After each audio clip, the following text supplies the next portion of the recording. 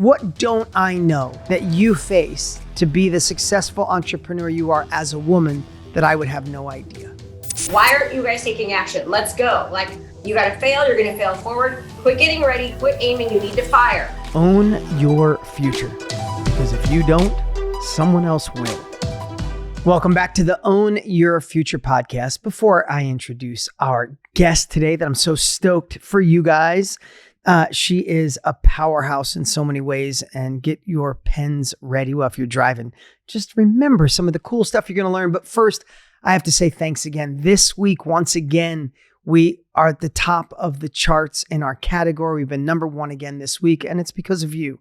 Thank you. I give you my word. I will do my best week after week to bring you incredible guests, to try to ask the right questions so you can gain the skills to tap into that full potential. So I just wanted to say thank you. Make sure you subscribe, follow, share with a friend. Let's keep this momentum alive at a time when people need it the most. Okay, today's guest, she is one of the top 1% of coaches nationwide. She's been a top 1% real estate agent for over 25 years.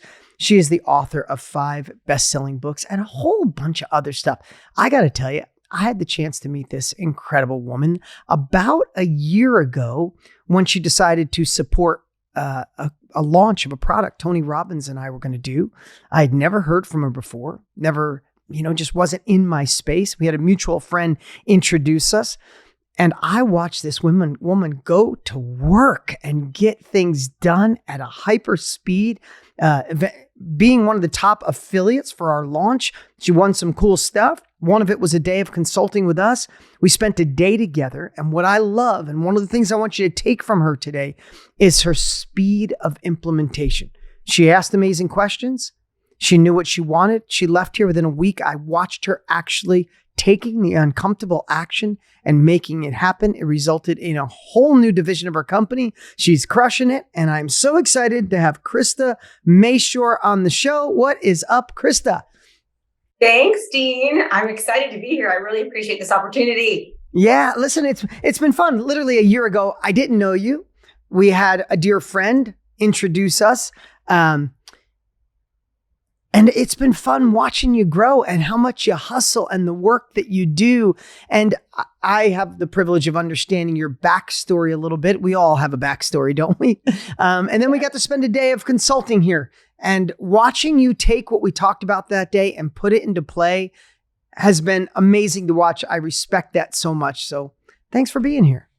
You gave me some great advice when I was there. And I learned actually from you and from Tony that you should learn from people that have done the thing that you're trying to do. Ask the who, not the how. And you gave me some of the best advice, which was to launch and just split the proceeds. And so I did that, and it's been amazing. So I'm super excited that I went there and I did it. Yeah. Well, listen, hey, today, this podcast, it's been so much fun, and we've had such great guests on, and I'm trying to dig into the capabilities that help every single listener take what serves them, implement it in your life. You can throw the rest away, but every single one so far has delivered capabilities to help. And I know it'll be the same today. Here's what I start each one with the same question. And I love it because it's never been even close to the same. We call this the Own Your Future podcast, because in my opinion, it's really personal to me. If I don't own my future, somebody else is gonna. And I watched someone else own my parents' future, and I just decided that wasn't going to be me. Before we get into some of the questions I have for you today, what does it mean to you to own your future?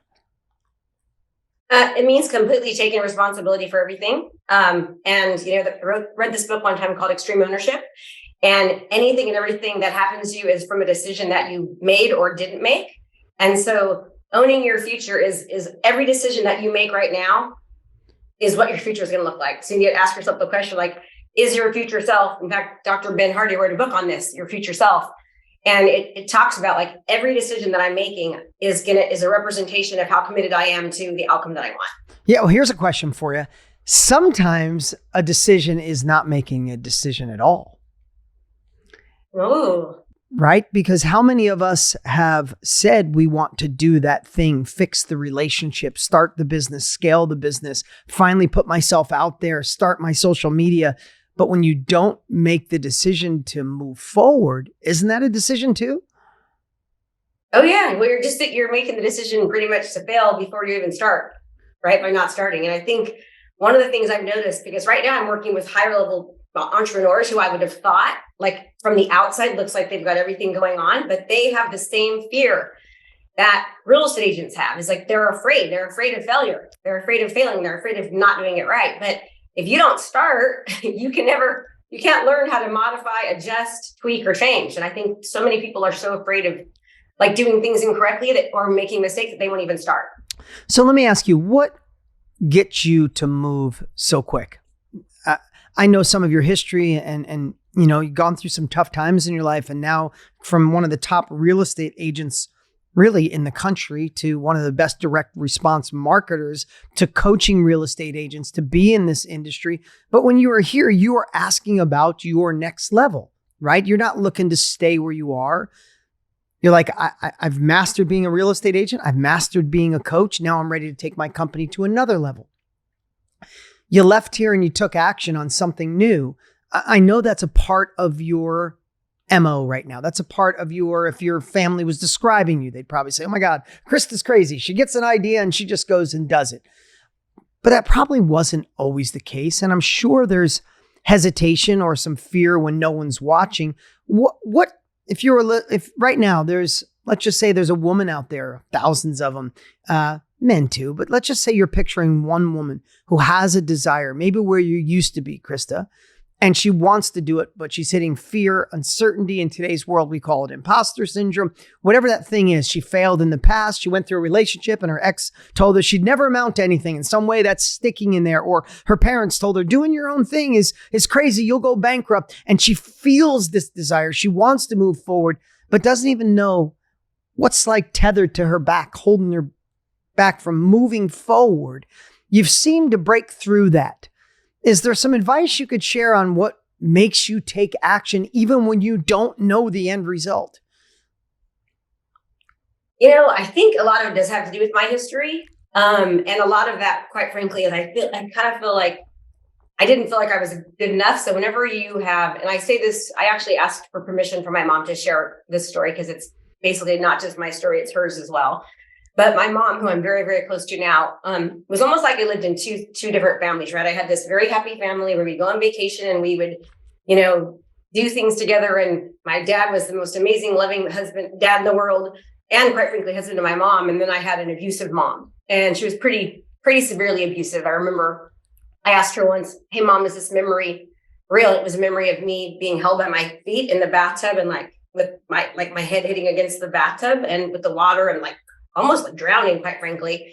And then I remember my mom crying, but afterwards and saying how sorry she was. But I think a lot of it comes from that. And just almost like I'm learning not to be this way now, but trying to prove that I'm good enough, if that makes sense. And I think a lot of times I have to even still remind myself, and it's weird, even lately, just being in this more of a man's world.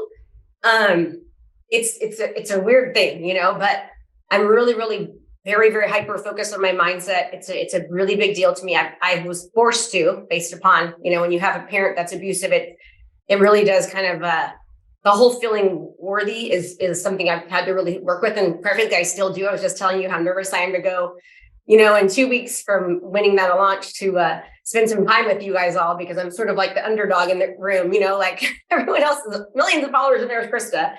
So it's something I still think I have to deal with, but it's mostly from that. I think it's just trying to prove even to myself that I'm worthy, as weird as that might seem. Yeah. Okay. So let's dig into that. Not that today's a therapy session, but I love when things like this come up, but really think about that.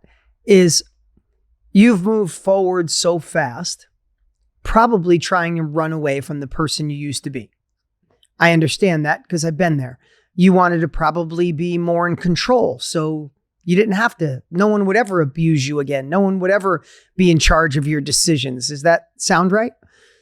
Yeah, very, very, very much. Right. And simultaneously trying to prove yourself. But here's what I want to share is, and I probably got some of this from Tony Robbins, the whole life happens for us, not to us. I love that. It's my favorite line of Tony Robbins in the history of the world. And the only thing I would love to share with you today, Krista, and maybe everybody watching, is I know you said you move forward trying to prove yourself, But I'd love for you at this age, at this time in life, maybe today look at that differently.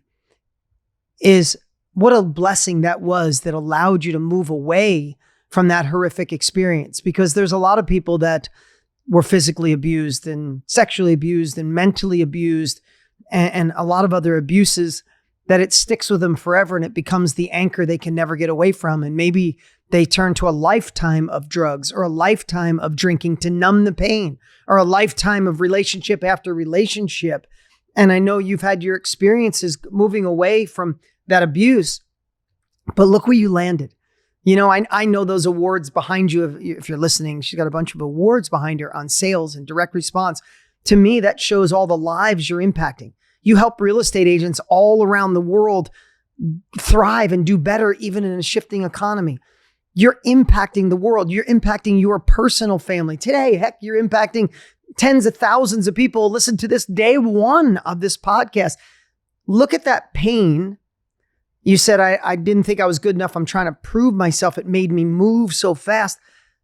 But maybe there's a different way to look at that. What if that was designed for you so you could be right here to have the success you achieve, the family you have, and look at the lives you get to impact? And the only reason I'm sharing that with you, I'm not trying to make this a therapy session, is because there's so many people listening today right now with similar stories. And they're not realizing that it's still a little bit of an anchor with just a quick frame shift, a different context, a different pre-frame. All of a sudden it's like, oh no, that hasn't been my anchor. That's been the fan. I just haven't turned it on to be the wind behind my sail. It's so funny you say that because my mom, I told her just that. So she had a breakdown about 2 years ago because just from the guilt, because I haven't lived at home since I was 13. So I was juvenile hall, group home, foster home, and she just has this incredible guilt. And I said to her, Mom, the reason that all that happened was so that I could, because now as you know, I'm also helping other entrepreneurs. And I said, it's because of that, because of my situation. I call it God, the universe, whatever you believe in, don't let the word get in the way of the message. But I believe that all happened to me for a reason because I have achieved great things. And I always tell people, listen, I'm just the kid that wet the bed until she was, 10 from the abuse, had a learning disability, hasn't lived in a foster home. That's who I am. And so if I can do it, you can do it. And I really believe that happened to me for that reason, because it's like, if I can do it, anybody can. Well, Krista, I've seen some of your ads lately. Now that we know each other and I've had the chance to meet you, I've watched your ads and watched what you do. And in those ads, it shows this powerful woman who's got a multi-million-dollar business, who's independent, who's strong, who's taken their business to another level. The reason I say that is sometimes from the outside looking in, you wouldn't know that you went through physical abuse, that you lived in foster homes, that, it took some time to find your groove, to find your balance. And I believe sometimes we are crippled or paralyzed or held back because we have this innate fear, this worry, this thing. I'll be found out. I'm not that good. Whatever that is. I would love to ask you, even though you've had all this amazing success, is there something still in the invisible that you worry about, that no one would think that you still hold on to, or a fear or a belief that you have to prove wrong all the time? You know what? It's almost like sometimes I feel like I'm two people, if that makes sense. I'm this super strong powerhouse who's very confident and has the best mindset. But it's like I'm fighting with that good and bad wolf a lot of the times, so I have to remind myself still that I am good enough. I am worthy. This is real. I deserve this, It's probably something I will always struggle with, and I'm fine, admitting that, because we're human, right? We're human. And so I think it makes me part of my success is the fact that I am so like that. I'm very, very vulnerable, very authentic. I'm myself. I'm just, but I'm not afraid to fail, though. I'll tell you that. Like when I sat at your office and told you my plan, and you had said, let me ask you a question. You need to make sure your first company is in check. And I said, for the past 18 months, I've gotten that ready, which reminds me of another question I wanted to ask you. But I launched, and that was really scary, because now I'm not just dealing with real estate agents. Now I'm teaching like other entrepreneurs who are very highly successful, right? And then there's me. So I've had to deal with that even more lately, probably than ever before. But what I'm realizing is that people are just people. And even the most successful people, they still have issues with their belief, right? And so I'm watching these these people who are supposed to be these influencers and have all this list and all this following, they're having a hard time just putting 100 people in a room, right? Yeah. And then they lack the confidence of it. And so today's coaching call was, why aren't you guys taking action? Let's go. Like, you got to fail. You're going to fail forward. Quit getting ready. Quit aiming. You need to fire. Wealth has a need for speed. Money likes speed. And I always tell my students that. And it's so, so true, because for successful people, one of the traits, Napoleon Hill has the successful traits. And one of them is people that are quick action takers, quick to take action. I remember you sending me a Voxer message saying, holy moly, you launched so fast. Right. And it's true. I mean, most of the time, people that are successful will have made 10 decisions, and 8 of them might have been bad, or 7 of them might have been bad, but 3 were good. And the other person is still thinking about it. Yeah, right? No, it's so true. It's so true. Some people will contemplate and over prepare and overthink until the energy goes away, until it never becomes realized. So I love that message today. Is like, jump out of the plane, grow wings on the way down. You only, when people say it takes confidence to move forward, I think they're missing something. They're missing what comes before confidence. And what comes before that is the courage to move forward. Courage, you don't gain confidence until you're in the game. Courage is stepping off the sidelines and actually getting in the game, even though you don't feel prepared. Right? And I love Theodore Roosevelt's "Man in the Arena" quote, right? It's like, it's like, get out of the stands. Stop wearing someone else's name on the back of your jersey. Stop pretending you're in the game and you're not. Don't criticize the people in the game. Just get your butt out of the seat and walk down and get in the game. Get bloodied, get marred, figure it out as you go. And I think you're such a prime example of that. And I know some of you listening right now say, no, but you don't understand how scary it is. I do. Been there, guilty, absolutely guilty. And I also know that winners have to do stuff while they're still scared. I had the blessing of meeting Michael Jordan about 7-8 years ago, maybe 10 years ago now. And we had dinner together. We drank a bottle of Pinot together. And it was awesome. And I got to ask him, I grew up on Michael Jordan. So it was so much fun to ask him about games and what his favorite game was, and the championship game, and when he got sick and was throwing up all over the place. And he said something to me that made me think, wow, winners do it with a headache. Meaning, throwing up, don't have time, get in the damn game. His father was murdered, sad, get in the game. Like, winners do it when they're scared. Winners do it when they're not totally prepared. Winners do it when they have a headache. And I'm not saying winner like, we're all winners. We all have that next level leadership inside of us. And sometimes it just doesn't get unlocked until we take that step. Ogmandino, I love this, and I've repeated it way too many times, but in his book, The World's Greatest Salesman, he said, most people let their emotions dictate their actions. He said, what if you switched it and let your emotions follow your actions? Act first, feel second. And I think that's some of the same philosophy. Is you were scared. Listen, I hear your terminology, and you got to get rid of it. I shouldn't be in this room. You've done millions and millions of dollars. You've helped countless people around the world. You belong, you deserve that seat at the table. But the only way you got there was taking uncomfortable action each time when you're scared. When you left here, it was a whole new world, a whole new business. You went and did it. You took the action and let your emotions catch up, at least in my opinion. Well, can I tell you something? So, right, if you remember, I was competing with people for that launch for mastermind.com that it makes zero sense that I won, quite frankly. If you think about the amount of like Ed Milet and Russell Brunson, in fact, Russell was my mentor. So, and I beat Russell, right? And the only mistake that I made was I kept visualizing myself winning number 2. And I'm going to tell you something. I pictured, once I finally made the decision, I had to quit asking how, and I had to ask who.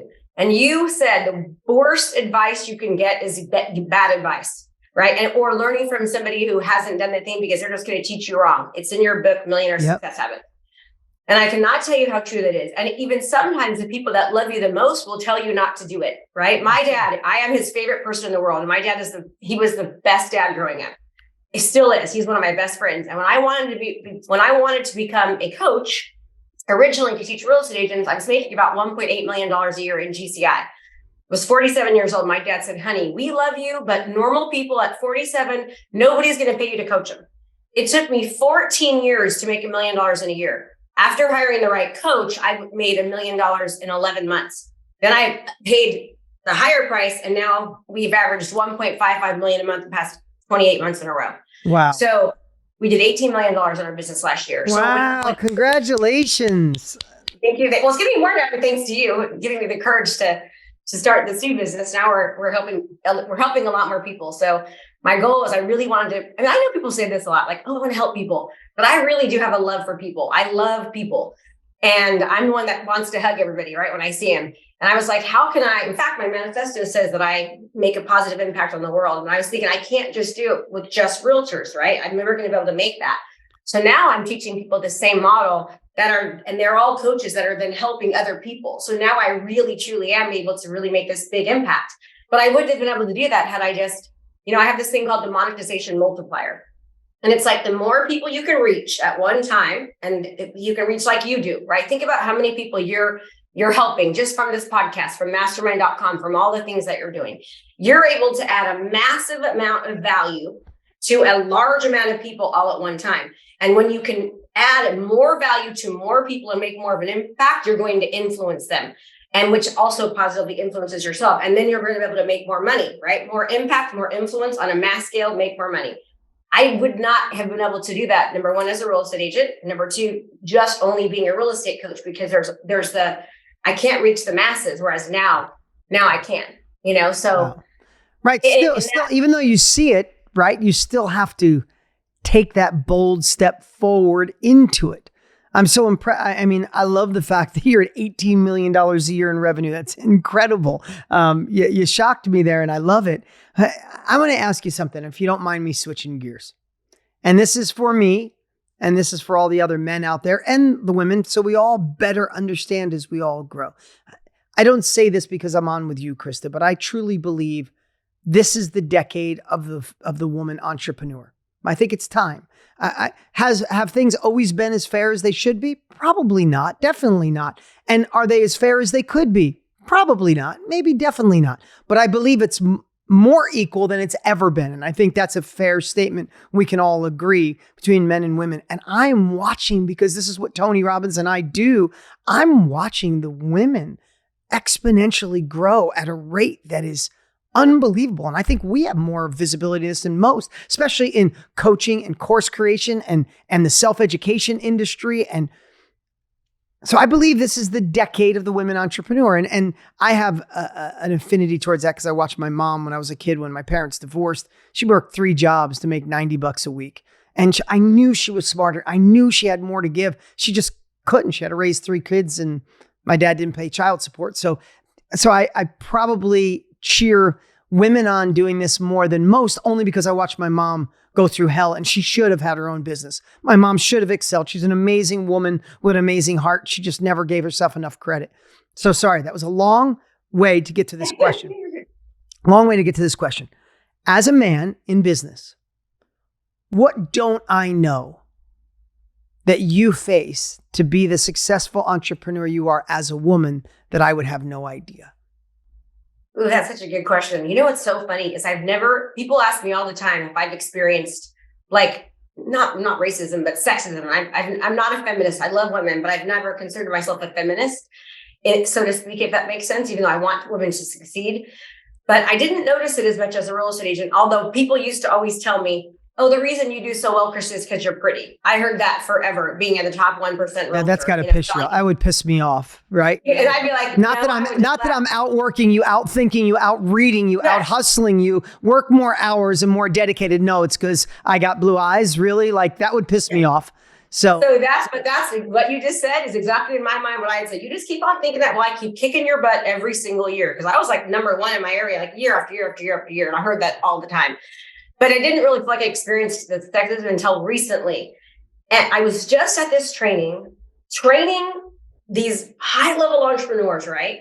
And this man got on stage and like mansplained me. I mean, literally I never knew what mansplaining was. I don't even know what that is. You're going to have to fill me in on that. It's like, basically, it's like, I was doing the training. It was my training. They were there to learn my $1 million a month model.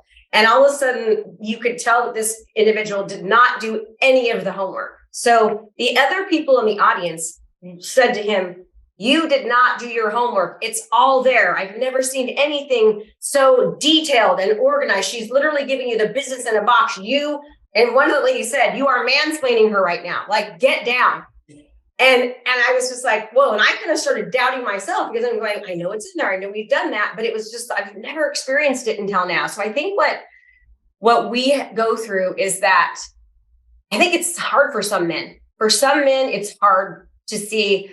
I'm a very alpha female, right? Very alpha, but also at the same time, very, I want to be liked probably too much, and let it get in my head. But I think that's what they don't get. It's like, okay, so let me frame this another way. No, thank you for sharing it. If there's women listening right now, how can men be more supportive? And secondly, for those afraid to start, you're on the other side. You started, you went through that. Just because you had, excuse my language, a jackass make you feel uncomfortable in one scenario. Maybe he didn't even realize he was doing it. I don't know. I don't want to judge him. Maybe he was in a bad place. Maybe he was intimidated. Maybe he's insecure. Maybe he had a breakthrough and he's going to apologize to you and he's going to grow and be a better man for the people around him. So not judging. My whole point is this. Even though you went through that, wouldn't you do it all over again? Oh, 1,000%. And then on the other hand, there's people like you, and there's another gentleman that I've recently met, Jason Flanagan, who is just absolutely brilliant. And he's been just so kind, right? And just giving me so much of his time and his attention. And for that, I'm so grateful for. He goes out of his way to understand that we are just like you. We are the same, and just make people feel comfortable. I think sometimes men do a thing where they make you feel uncomfortable. I can't say they make you. We allow ourselves to feel a certain way, right? Nobody can ever make you do anything, but there's been times where I have felt like, sexual innuendos, or even saying things like the reason why you do well is because you're pretty. It's like, no, I'm freaking pretty smart. And I've spent over $1 million in the past 5 years for my own personal education to become the best that I can be. Yeah. Well, I'm not answering this the right way, but no, I appreciate it. And no, listen, this is all good stuff. And I think something to remember is, I would bet to say if you're listening and you have a career, you face different challenges with being a woman in a career than you would face being an entrepreneur woman. Doesn't make one better than the other, but I've had a lot of my students over the last 27 years who are women and said in a career, they seem to promote the men. And then they were worried if I was going to have a baby, maybe I wouldn't be here. Or, those types of things that as a man, we wouldn't see. That's why I like bringing this out in the open, because I think most people, especially listening to this podcast, are caring, empathetic, great humans that if they hear it, they go, oh shit, I'm going to make sure I don't do that. Right? So I think they're in this career, could it be a man would be promoted over you, or should I keep quiet? Or if I speak up too much, I intimidate the men around me. I think that's some of the things I've heard over the years in a career, while also simultaneously as an entrepreneur, I think it's more envy and things like, oh, you're getting ahead of me because of the way you look, or you're doing those things. But here's what I want to say is I don't have all the answers. But here's what I love. I love interviewing somebody like Krista and so many other amazing women entrepreneurs that just didn't give a crap, that you focused on you, that there was no one else to blame, even though you could have. I could have made it, but. And I think that's why I love doing interviews like this, is I want to inspire everybody. I'd love to inspire men to keep moving forward and maybe be lookout for the badass women in your life that should be alongside of you or above you, right? And I want to inspire some women who are sitting on the sidelines right now thinking this is maybe a man's world or you can't get ahead. Maybe you had a bad experience in your life, in your career, and I'm sorry, but don't let that dictate what everybody's going to be or what you can be. I always say this, my wife, who's an entrepreneur, she has the greatest instinct of anybody I've ever met. And most women I do have a deeper level. Men, you know what I'm talking about right now. Your wife or your significant other, your mom or your sister, when you meet somebody like, that's not a good person. Are they right 100% of the time or what? Always, right? They have a feeling. They can look around corners. They have a deeper level of empathy. And that is what this world needs. And that's why I think It is the decade of the woman entrepreneur. I'll leave it there. I just love seeing it. I want to promote every single if you're listening right now, get a woman in your life and put some wind behind her. If she's not here, if she's not listening to this, if she's not listening to personal development or a part of something bigger, if she doesn't even know what own your future means, maybe it's time you could push a little wind behind their back, because the tide rises all boats. And one thing too I've learned is I've learned if I see somebody else that can do something, I've learned to realize I can do it too. So I have that mentality. For example, I have one of my mentors, he does $1 million a month residual. And I was like, if he could do it, I can do it. And I think that we have to really we have so much untapped potential. And as long as Tony Robbins talks about the success cycle, right? As long as you take effective action, not just massive action, but effective action, we are capable of so much. I was just on a plane this past weekend, and it still amazes me that we can be in the sky. I didn't even realize the plane took off. I mean, we put people on the moon. I know that sounds like, oh, we do that, but we have so much potential. And for the women that are listening and the men and everyone else, I really believe that if you can just get your thoughts right, because everything happens from your thoughts, right? What are you thinking about? Then that turns into your actions, and then that turns into your results, your life, all stemming from your thoughts. So I'm always focusing on what I'm doing well. Like today, I'm going to congratulate myself. Good job. You're on, the number one podcast in the world. Good job, Christopher Marketing. I'm looking at all the things that I do well, because it trains my brain to look for how to do more of those things. I love that. So listen, I want to shift gears again. I love talking about sales and marketing, influence, persuasion through the lens of service, through the lens of love, through the lens of caring. It takes away the mystique. It takes away the fear. It takes away the ickiness. Selling is not evil. Nothing exists in this world unless a sale is made. That's a fact. There's no businesses built unless there's a sales mechanism attached. And we all have different ways of doing it. You had a little head start because you were in real estate. That's sales, right? So you got comfortable with it. I've been hired. I don't have time anymore. I've been hired as a keynote speaker, and I've been to amazing women's events, right? With 5,000 women in the audience, and say, who in here wants another level? And everybody's fired up. They say, who in here is a little apprehensive or a lot apprehensive to selling? And 80% of the hands will go up, right? Selling has kind of got a bad deal, men and women. I'm just saying, I'm asking you as a woman, was it a little harder to ask for sales, or did you kind of slowly get into it because of real estate? Because I'll see powerful influencers, men and women, that are serving, giving a lot back to the world, building reciprocity, changing lives, and then they finally have a product, a book, a course, a coaching program, and they are petrified to ask for money. And they feel like they're hurting people, where I look at it differently. If you have something that could change somebody's life, you're actually hurting them by not offering it. So I'd love to know your perspective, your advice on sales, marketing, something around influence that makes you lean into it, not lean away. I love selling. I do, because there's actually so many different studies on people and their ability to change. There's actually one study called the Change or Die study, where people were told that if you don't change your behavior, they have heart problems, you're going to die. After a year, 9 out of 10 people with death on the line could not make the change. However, there was another group that had coaching, accountability, and support. 77% of those people were able to make the change. You are 7 times more likely to make change, even with death on the line, when you have help. So I believe that it is my moral, ethical obligation to sell as many people as I can, because I know they are not going to be able to get there without my help. They need it, right? I mean, I have 21 years of being in the real estate industry, specializing on digital marketing for the past 12 years. And it's millions of dollars I spent. When you really can teach somebody collapsing timeframes, right? All of the, Napoleon Hill says you take the knowledge, the influence, the resources, the money of that person. And that's what I'm giving them. So I love selling. And he who has the most conviction wins the debate. The more confident you are, I know that what I do works. So let me stop you right there. Mm-hmm. Okay. You got to remember where you are right now. You're doing $18 million a year. You were a top real estate agent. There was a time you weren't any of those. Yes. And there was a time you were sent to an open house and you had to sell somebody and you're like, oh, I got to ask for the money. What if they offer me less? there's so many people listening right now that might be in that spot. We have all groups. We have some people doing way more than 18 million, and some doing 8 million, and some doing 180,000, and some doing 18,000, some looking to start today.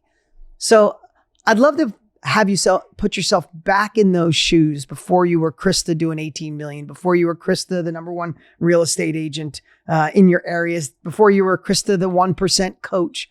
You were just Krista that had to learn how to ask for the money. Where did you borrow or find the courage then? You just put me back on my very first listing appointment. Just like, I remember being scared to death. Scared to death. But I think the more prepared you are, I've always been one of the most prepared. I've had to work the hardest, but I'm usually one of the most prepared. There'll be very few people that are as prepared as, I think you're the same, right? I try to be as prepared as possible. Give me an example of preparedness for somebody. Like, what does that mean, be prepared? So I will watch a video on sales training, 18 times, 27 times until I have it absolutely memorized and it's natural. That's me. I'm the person that will go to bed the latest and wake up the earliest. And I work very, very hard. I have to, because I have a learning disability, right? Essential processing disorder. So I have to work harder, but I will outwork most people. And I think that gives me confidence going into knowing that, I'm really prepared, if that makes sense. And I'm still scared to death. Like I remember, one of my goals was I wanted to speak on stage. And I even in my manifesto, at a broker's tour one time in front of 15 people, I called myself Krista Miller. That is my maiden name. My name is Krista Mashore because I was so petrified, right? When I spoke at Funnel Heckler, I thought I was going to die. I was so scared. And but you did it anyway. So what is the driving force that pushed you? Is knowing you want more, being prepared, serving other people. We all need that thing that right before you go out and say, I shouldn't do this, but I must. What is your must to have you prepare, to watch the videos, to go out on the stage, even though you want to throw up and you said your maiden name? What is your must or your deep conviction? The more that I resist, the more I must persist is kind of how I look at it. The more I'm nervous about something, that means I really, really need to do it. But I think a lot of it, honestly, it stems from not living at home since I was 13, not being able to afford any of the nice clothes. I had wore Avon jewelry. My friends were wearing the TIs. I think it has a lot to do with that. I was working all through high school. Since I was 13, I've been working literally Yeah, and listen, I'm asking these questions because I think it's great stuff for all of us to ask ourselves, right? Because so many times we have that desire for next level. If you're listening to this podcast, the one thing we definitely have in common is that you were meant for more, and you're just investigating ways to help get you there faster. And you have to say, am I lacking the capabilities? Am I lacking the strategy? Do I need to grab a strategy session and really figure this out? Am I lacking the tactics? Do I have a blank page in front of me and I just need to know where to start? So I need to look at where other people started. Or is it way upstream? Am I just lacking the confidence because I have an old belief or an old story? So the reason we do this, and the reason I love to ask these questions and sometimes I drill down, is because if one person goes, oh crap, I'm still thinking I'm the same girl I was or guy I was when I was 19, I need to shift my story. I need to upgrade, or I need to gain new skills, or I got to work a little harder, or I got to stop procrastinate, or I need a stronger why. That's why we do this. It's just, listen, this podcast is really here to give you some capabilities, but really to disturb you by not living into who you're supposed to be. That's really what it boils down to. That would be an absolute tragedy at the end of our lives to realize we left some on the table.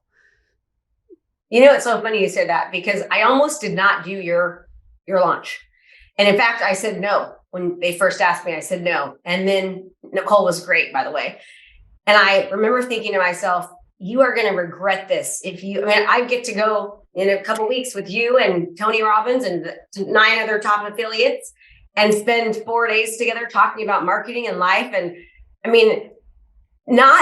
thinking that I won, number 2, and we have this amazing experience, got to come see you and spend, pick your brain for 4 hours and you get to go to that. Thinking if I would not have tried, I would have always constantly wondered, right? I would have wondered, what if my goal was just to get to be in the top, 10, 20. I was like, that's all I was shooting for.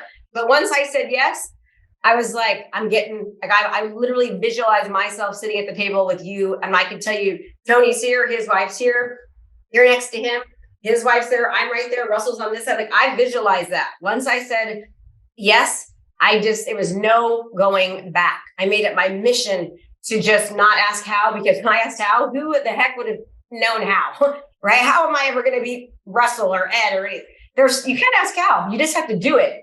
And I think so many people are always wondering and how and no, you just got to go. You just have to start, And if you ask me how I did so well my first year in real estate, how I sold 69 homes my first year, it was because my husband had just left me at the time with 2 little girls, a brand new house, and zero money in our accounts. I absolutely knew that I had to. I remember sitting on Thanksgiving, a bottle of wine in, don't judge me, like just bawling because the new girlfriend was driving my car, picking up my daughters on Thanksgiving and feeling this big, right?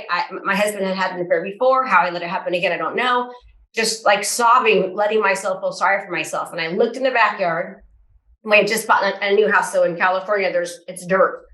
And I said to myself, you are going to fill that backyard with the most gorgeous pool. You're going to fill it with beautiful memories. You're going to keep your daughter safe in this house. And people ask me how, the only reason was because I knew I had to keep the girls safe. So when people talk about knowing your why, like that was the only reason I could say. It's because I was adamant about keeping my daughter safe because of what had happened. Can I tell you something? That this whole interview was worth that. No, I mean that, because for you to have the conviction you have and the work ethic you had, I knew there had to be a deep why. I know you were running away from a painful childhood, but I was wondering when the transition was. Like, when was that pivot for you? And it was that time, that moment, that dirt-filled backyard and someone else picking up your kids.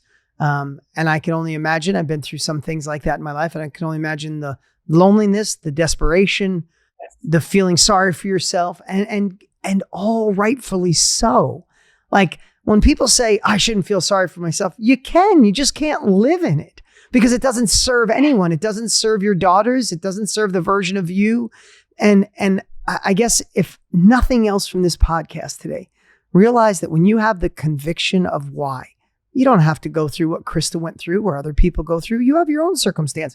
Your circumstance might be that your life looks amazing on the outside and you're dead on the inside and are dying for what's next. I don't care what it is, but when you dig into it and it becomes the ugly you want to run away from, that is okay. In my opinion, maybe a therapist would tell me I'm wrong. But if you're running away from something painful and you get to run into who you're supposed to be, then I will use that pain as leverage. I will use that pain. I'm sorry you had to go through that, but look at what it's done for your family. Look at what that pain used wisely has done for your children. Look what it's done for all the people that you've impacted around the world. We're sitting here together. We're going to spend some time together in Florida. None of that would have happened if you use that as your anchor, not the wind behind your sail. I got a question for you, or shifting is, do you have a question for me? Yes. Okay. So I'm glad you asked that. So right now I feel like I'm kind of at a plateau in my business where I can't, like I said, we've been around 1.5 million, even with the real estate market changing, but I'm plateaued. It's like I'm at this, between 1.2, 1.5 million. A month. You're talking a month. Yeah. A month. Yes. And we're stuck. I can't seem to get, well, now that's just with that one business. Obviously the $1 million a month model, we're doing money on that one, but I want to continue to expand the coaching business. And we can't seem to do it. I'm trying to buy more traffic. I'm trying to do, I'm trying to do everything. So the best advice I could give you, I've been there and I know what that feels like. And I know what it's like to be there when you're doing $100,000 a year and $100,000 a month and $100,000 a week and $100,000 a day and $100,000 by lunch. So I've been in all those phases and I've been stuck in all of them. And usually when you're at that point, it just means that you've maximized, I really want you to hear this, you've maximized everything that you currently once dreamt up. So you envision, what I love about entrepreneurs is we make stuff up and then we make it real. And what happens as you grow, I want you to hear this, Your innovation, Krista, I don't have all the answers. I can't give you a solid answer. It would take a day of consulting. But my intuition tells me this. Your innovation, your drive, your heart, your seeing an invisible future and then making it a reality. Invisible to others, not to you, but you painted the picture, you got there. And then when you get to a certain size, $15, $18 million a year, it's unbelievable. All of a sudden, it can't all be on you. You got to have processes and standard operating procedures, and you need KPIs and metrics and cost per lead and cost per acquisition and dollar per lead over 3 months, 90 days, 6 months. And then you start going, oh my God. And now we don't need an accountant anymore. We need an actual CFO. That's too much money for an accountant. And I don't need just a personal assistant. I need an executive assistant. And we need a different building, and we need different servers, and we need ClickFunnels, and we need this back on. And oh my God. And maybe we should use HubSpot, because HubSpot allows you to incorporate all the different businesses. And oh my God, we just start recording calls, and let's make sure we're FTC compliant. They're a good organization, making sure we're doing it right, but you got to be FTC compliant. And then all of a sudden you go from the innovator trailblazer to maintaining a company, and you don't even realize when that happened. And it's not a fault. It's just, you have to say, oh my God, I'm not the crazy dreamer anymore. I am the CEO leader of a company with SOPs and KPIs and metrics and people I didn't even know we had hired for us. I didn't even know we hired that person that works from home. Those things happen as you grow. So here's what I'd say. Put your innovative cap back on. Rob an hour a day, 3 hours a week, 3 hours on a Thursday, and just dream up the crazy crap you used to dream up before you were doing 18 million a year. Outside the box. I am betting to say if you're at 18 million, you have maximized everything you've ever thought of. And I would say it needs Krista. It needs, when we start growing, what I tell everybody, like, I wish I had a twin, or I could hire this out. I'm like, no.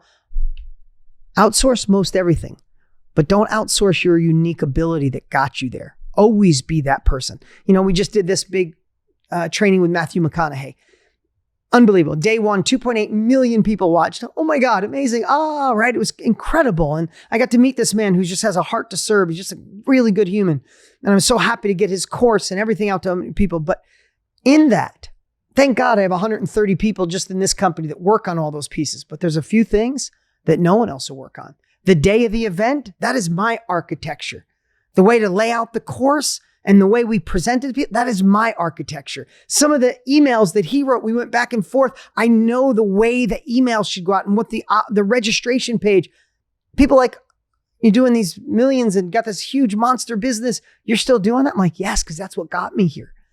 But I don't do I don't take out my own garbage. I don't change my own light bulbs. I don't do what accounting does or production does, or I get to do this podcast that I literally walk in, sit down. I don't even know where how to hook a microphone up or how to record this or how to edit. I didn't do any of this today. I just sat down and got to talk to you. But the things that I know that took me from the dreaming to more success than I could ever imagine, I don't mess with that, Krista. And I stay engaged. So there's lots of answers. And you might be thinking, no, I'm thinking of innovation. I promise you there's another level of innovation for this company that you're not quite thinking of, but you got to break the mold. And I'm not saying risk the company. Don't risk what you're currently doing, but you got to break the mold. You have to do something different, innovative, bring in a new group, bring in the people that work under them. Maybe you're dealing with them and you create a whole new department that helps them find the perfect assistant. And you have a company that trains assistants of really kick-ass real estate agents. I don't know what it is. There's something that you're not seeing that if you give your time to look through that lens of innovation again, I promise you next week, next month, or 3 months, you're going to go, oh my God, that's it. And you'll once again bring this crazy innovative idea to your team. They'll think you're nuts because you see it and they don't. And you're 6 months away from 25 million or 22 million.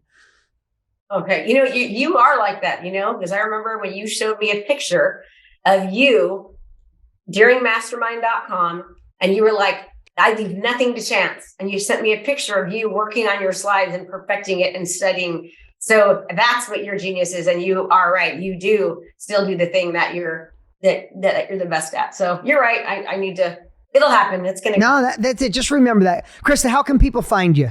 They can find me, my handles are at KristaMashore.com or just Krista Mashore. I'm getting fired at Krista Mashore. And if anyone's interested in learning more, just text me, DM me. I'd be happy to help. I love hearing from people. And if they're interested in learning more about the $1 Million Month Model, they can just go to KristaMashore.com/team.